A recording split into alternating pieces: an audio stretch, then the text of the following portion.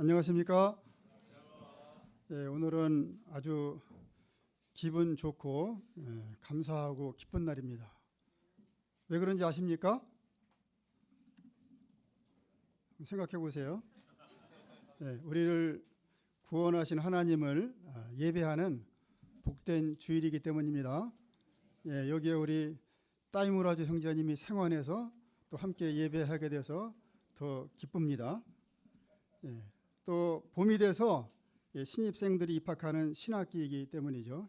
황금어장이 개장됐습니다. 그동안 또 마음고생했던 우리 손흥민 선수가 쐐기 골을 넣은 날이죠.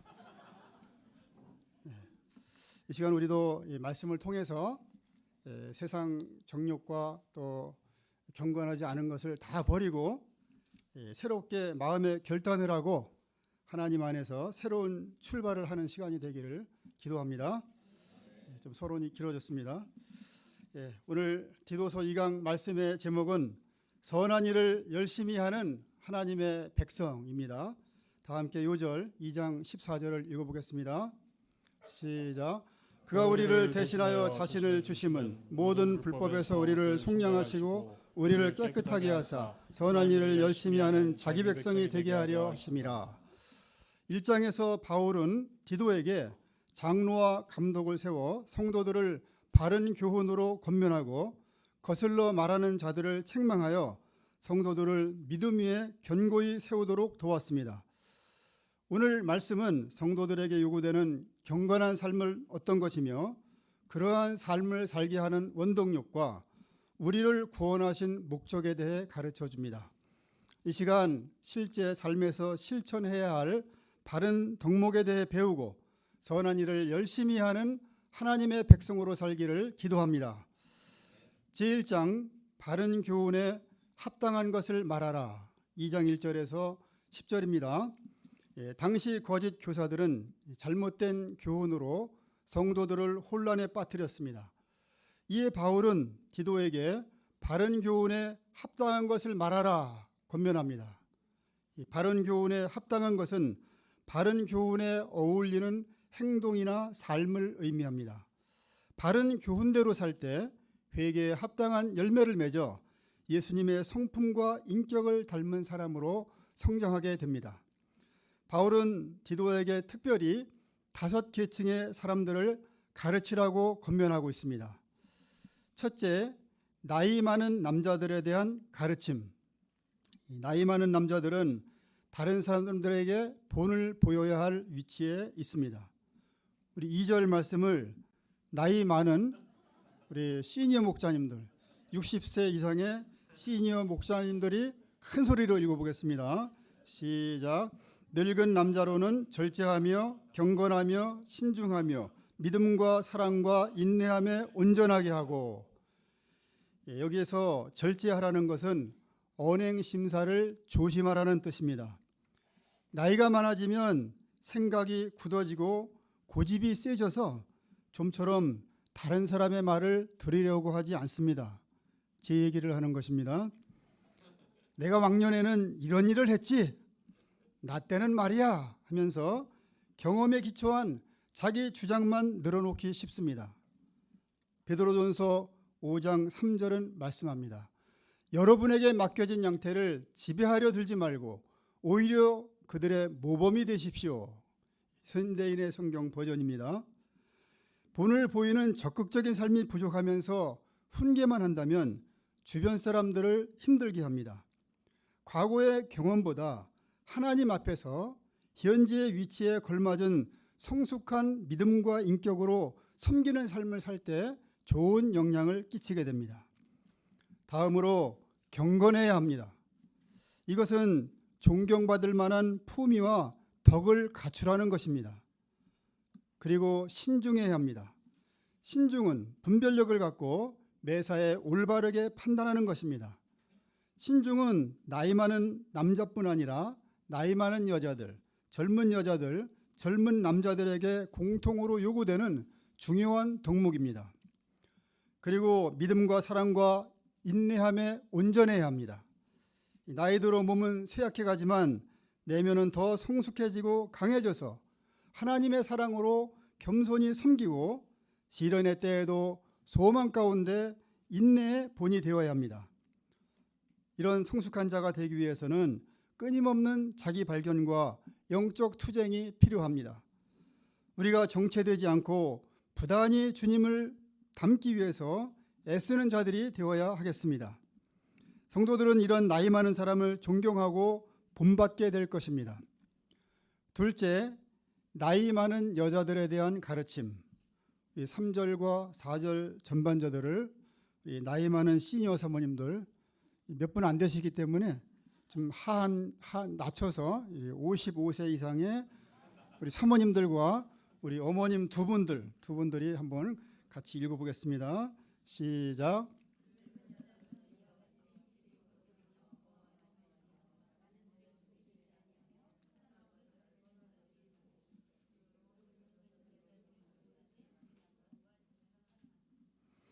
네, 나이 많은 여자들이 모이면 주로 무엇을 하며 지내나요? 네, 제가 이렇게 할 일이 별로 없으니까 나이 많은 분들 보면은 맛집이나 카페에 모여서 얘기를 많이 하죠. 모여서 남편 흉을 보거나 자녀들과 손자 이야기를 많이 합니다. 여러 정보를 교환하면서 또 스트레스를 풀기도 합니다. 그러다가 이웃에 대해 험담하기 쉽습니다. 술에 취하면 더 심해지죠. 비난이나 험담하면 갈등과 분열을 일으키므로 이런 일을 삼가야 합니다. 권위적인 자세를 버리고 겸손한 자세로 젊은 여자들에게 경험과 지혜를 전수하고 선한 것을 가르치기에 힘써야 합니다. 여기서 가르침은 말뿐 아니라 삶의 모범을 통해서 가르치는 것을 말합니다. 이렇게 되면 소통이 잘 되고 사랑과 신뢰의 관계가 맺어져 교회 분위기도 화기애애해지고 활력이 넘치게 됩니다. 그러므로 나이 든 여자들은 젊은 여자들에게 본을 보이며 선한 것을 가르치기에 힘써야 합니다. 셋째, 젊은 여자들에 대한 가르침. 디도는 나이가 젊어서 젊은 여자들을 가르치기에 조심스러웠습니다. 그래서 나이 많은 여자들이 젊은 여자들을 가르치도록 권면했습니다. 우리 주니어 사모님들과 자매님들이 한번 4절 후반절과 5절을 읽어보겠습니다. 시작.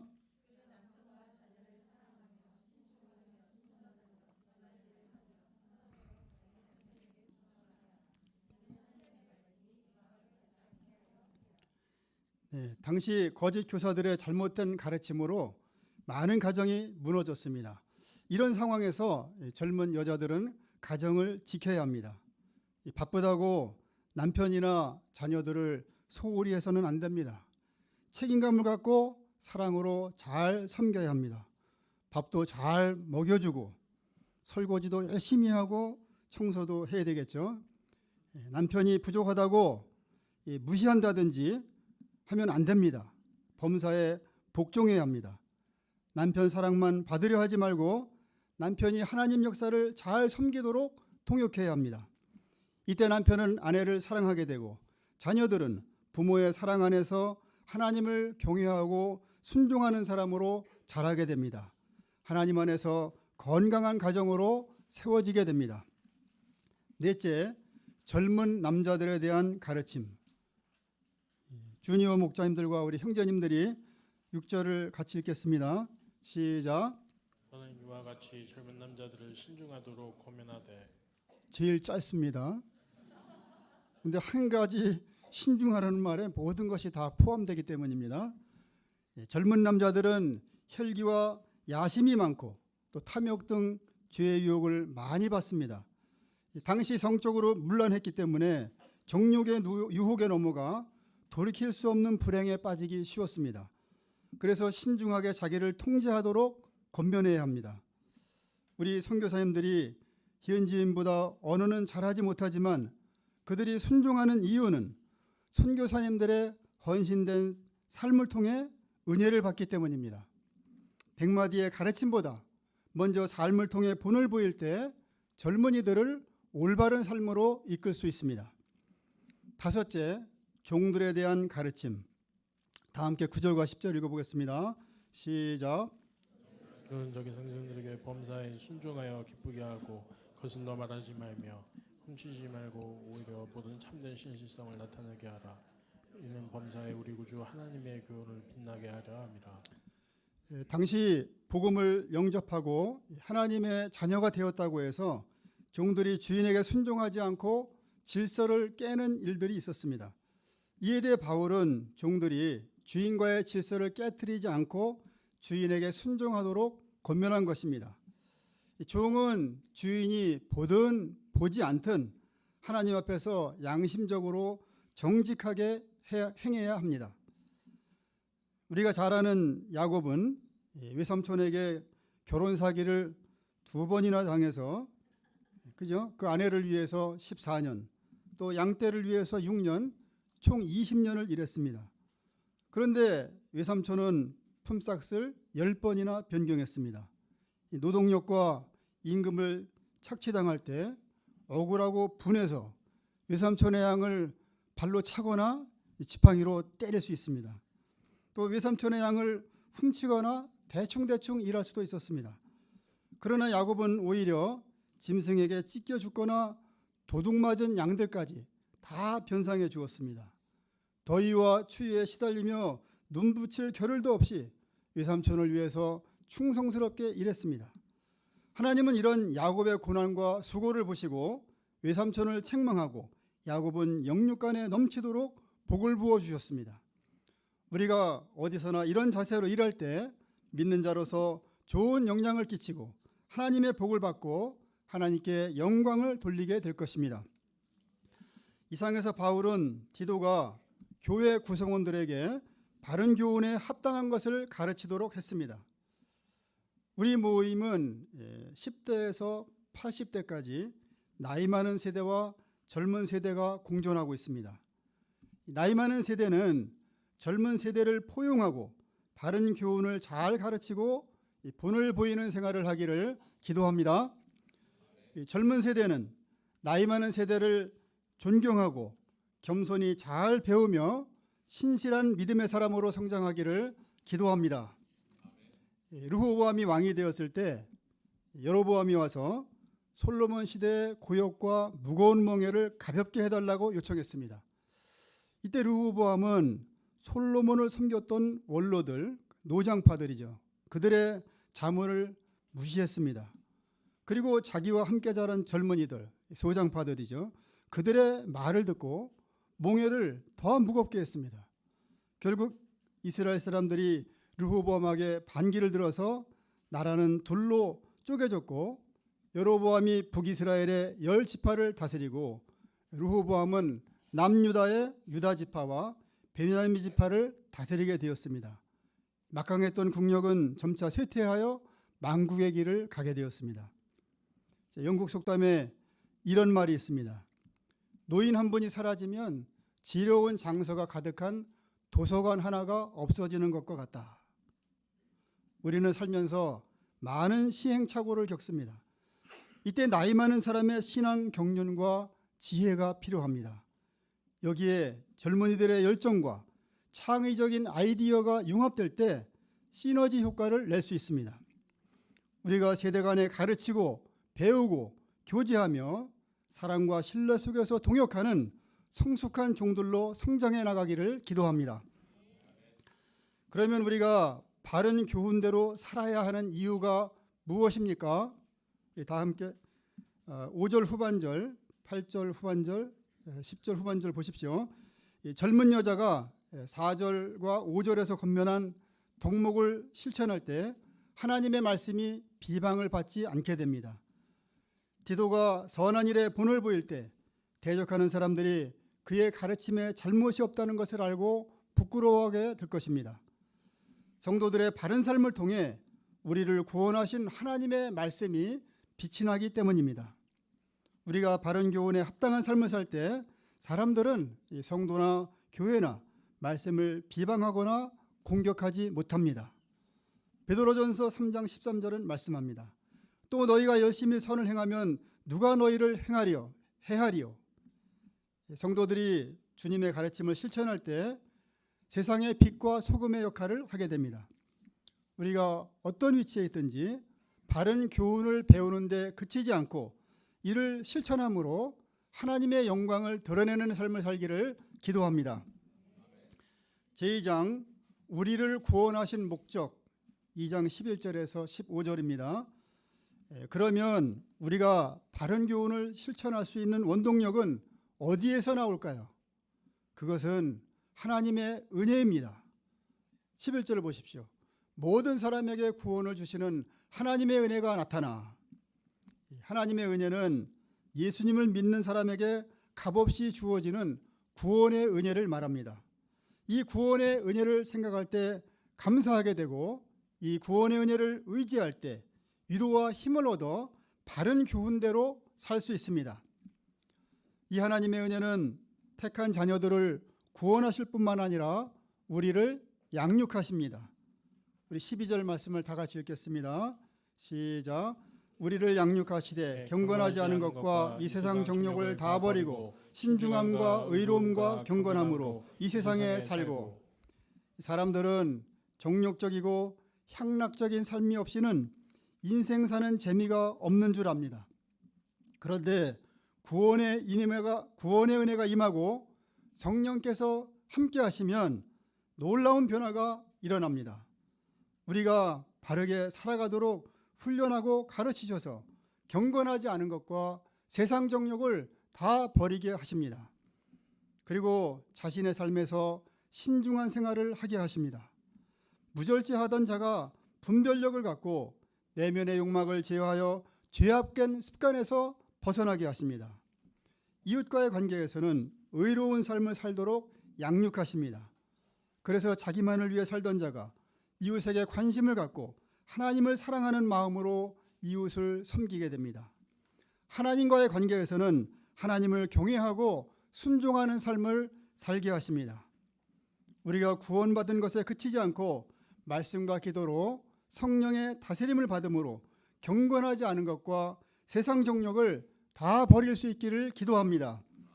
또한 성령의 가르치심과 영적인 훈련을 잘 받아 신중함과 의로움과 경건함의 열매 맺기를 기도합니다. 양육하시는 하나님의 은혜는 우리의 믿음이 장성한 분량에 이르기까지 또 예수님의 형상을 담기까지 계속됩니다. 하나님의 은혜는 세상의 헛된 소망을 버리고 진정한 소망, 즉 영생과 예수님의 재림에 대한 소망을 갖게 합니다. 이 소망은 세상의 소망과는 비교할 수 없을 정도로 복되고 영광스러운 소망입니다. 우리를 구원하실 뿐만 아니라 양육하셔서 참된 소망을 주시는 하나님을 찬양합니다. 14절을 보십시오. 자, 이 말씀도 다 같이 읽어보겠습니다. 시작. 나여 자신을 주시면 모든 불법에서 우리를 속량하시고 우리를 깨끗하게 하사 선한 일을 열심히 하는 자기 백성이 되게 하려 하십니다. 이 말씀은 예수님이 우리를 위해 하신 일과 그 목적이 무엇인가를 가르쳐 줍니다. 첫째, 죄의 값을 치르시고 모든 불법에서 속량하셨습니다. 속량이란 다른 사람이 노예의 몸값을 지불하고 자유인이 되게 하는 것입니다. 범죄한 인간은 죄와 사탄의 노예로 전락하여 평생 비참한 삶을 살 수밖에 없습니다. 여기서 해방되려면 자신이 죽어야 합니다. 그런데 죽으면 육신은 해방될지 모르지만 그 후에는 하나님의 무서운 심판이 있습니다. 이 심판은 불과 유황으로 타는 못에 던져져서 영원히 고통받는 정말 끔찍한 일입니다.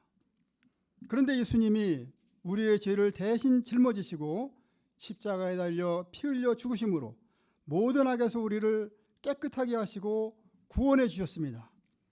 이로써 우리는 죄와 사탄의 종에서 해방되어 새로운 피조물 하나님의 자녀가 되었습니다. 그러므로 우리는 이제 삶의 목적도 바뀌어야 합니다. 둘째, 선한 일을 열심히 하게 하려 하심입니다. 하나님이 우리를 구원하신 것은 단순히 잘 먹고 잘 살게 하는 데 있지 않습니다.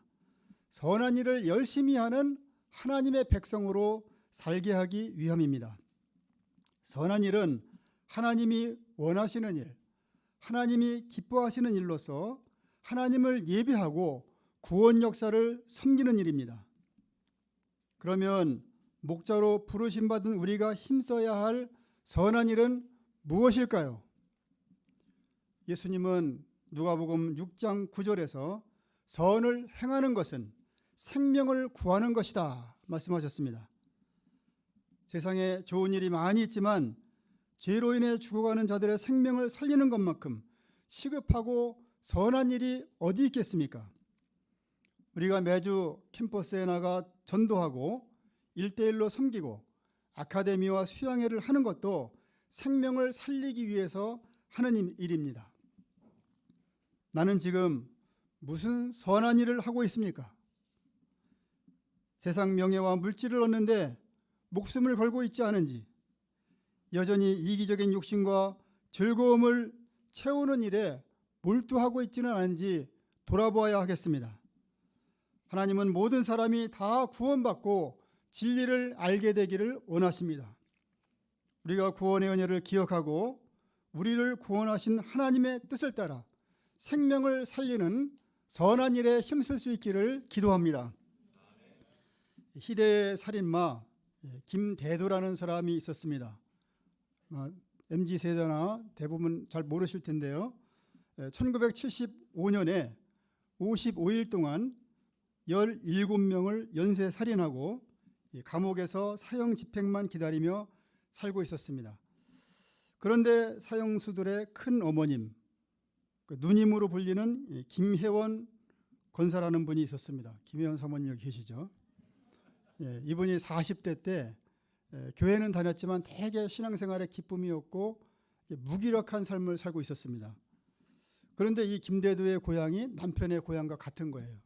그래서 남편한테 어떻게 그 고향에서 저런 사람이 나올 수 있냐 하니까 남편이 그럼 네가 한번 전도해봐 이런 말을 했어요.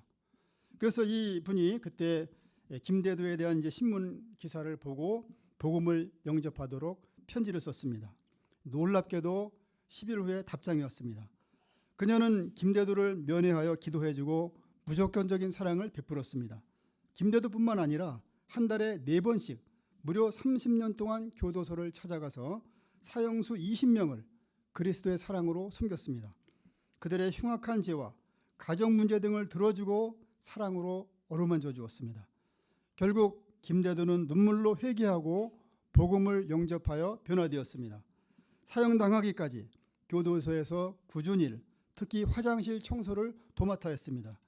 김혜원 권사가 매달 넣어준 영치금을 다른 사람을 위해 사용했습니다. 그는 사형당하기까지 200명에게 복음을 전했습니다. 그는 사형당할 때 찬송가 387장을 부르면서 주님 곁으로 갔습니다. 제가 찬송가 부르려고 그랬는데 동역자가 부르지 말라 하더라고요. 가사를 보겠습니다. 눈물이 자꾸 나가지고 저의 삶 같아서 멀리 멀리 갔더니 처량하고 고나며 슬프고도 외로워 정처 없이 다니니 예수 예수 내 주여 지금 내게 오셔서 떠나가지 마시고 길이 함께 하소서. 김혜원 권사는 자신의 저서에서 김대두가 첫 범행 직전에 너무 외로워서 철길 5km를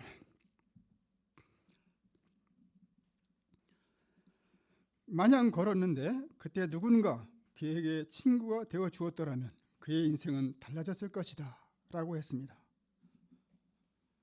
지금도 우리 주변에는 영혼의 고독과 외로움으로 고통받고 있는 영혼들이 많습니다. 하나님은 우리가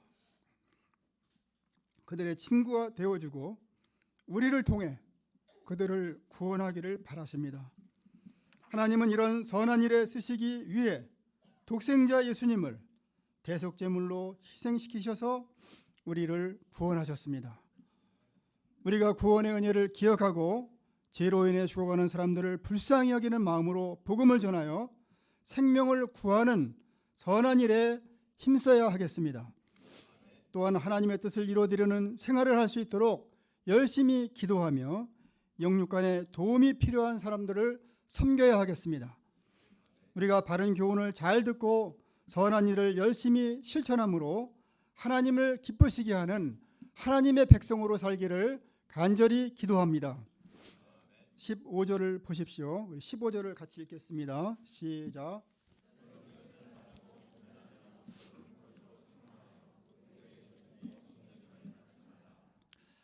바울은 디도가 해야 할 일 4가지를 명령합니다. 그것은 말하고 권면하고 책망하고 업신여김을 받지 않는 것입니다.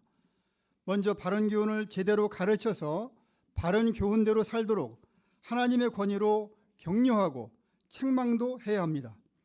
디도가 복음 진리에 기초한 바른 교훈을 가르칠 때 하나님의 말씀에 대한 확신을 덧입고 전도인의 직무를 충성스럽게 감당하도록 명하십니다. 무엇보다 바른 교훈을 가까이 하고 말씀에 기초하여 절대적인 믿음을 심을 때 누구도 그를 업신여기지 못하게 됩니다. 하나님의 말씀을 드러낼 때 하나님의 말씀과 더불어 권위가 생기는 것입니다. 그러나 사람들의 눈치를 보거나 연약한 인간 조건에 매이면 주님의 말씀을 제대로 말하고 권면하거나 책망할 수도 없습니다. 사도 바울은 디도가 하나님의 종으로서 담대히 말하고 권면하고 책망하여 하나님의 복음을 세우도록 명하십니다. 우리도 하나님의 택함받은 종으로서의 권위로 담대히 복음을 말하고 권면하고 책망도 하는 주의 종들이 되기를 기도합니다. 제3장 모든 사람에게 관용과 온유함을 나타내라 3장입니다. 바울은 이제 가정과 교회 공동체를 넘어 세상의 통치자들과 권세 잡은 자들에게 나타내야 하는 선한 행실에 대해 가르쳐줍니다.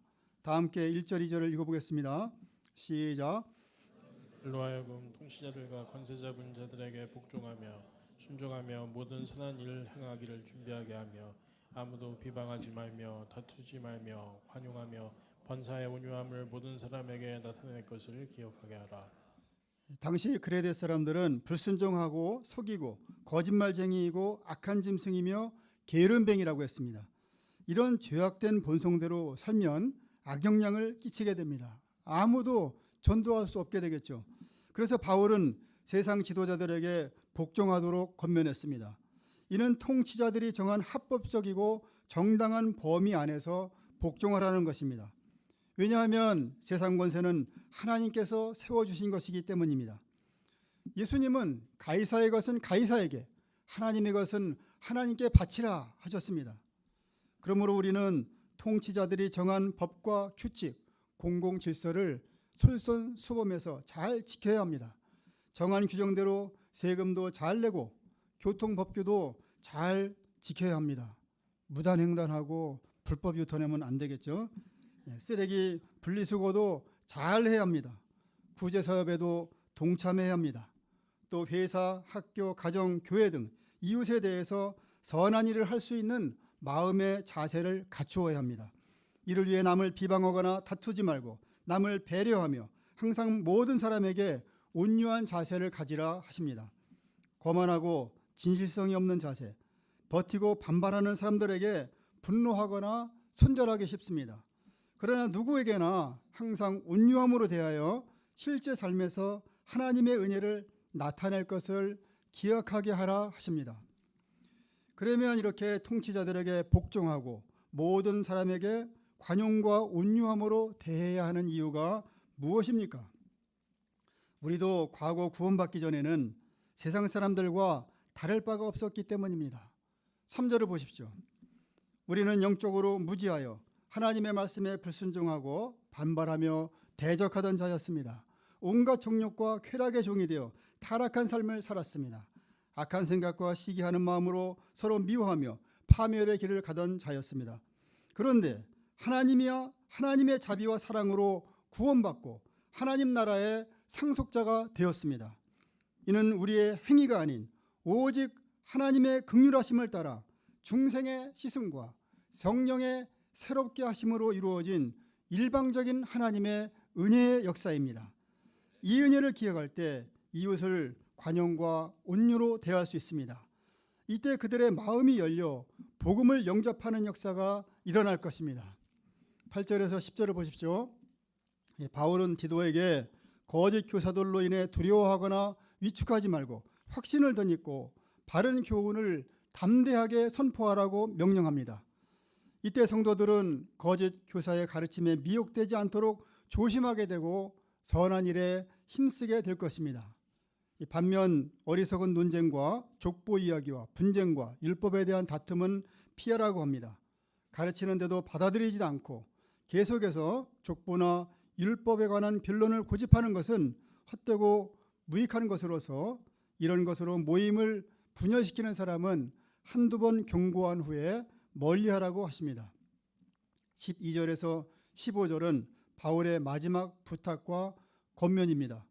바울은 아데마나 도기고를 그레데로 보내서 디도를 대신하여 사역하게 하고 디도를 급히 니고볼리로 불러서 겨울을 같이 지내고자 했습니다.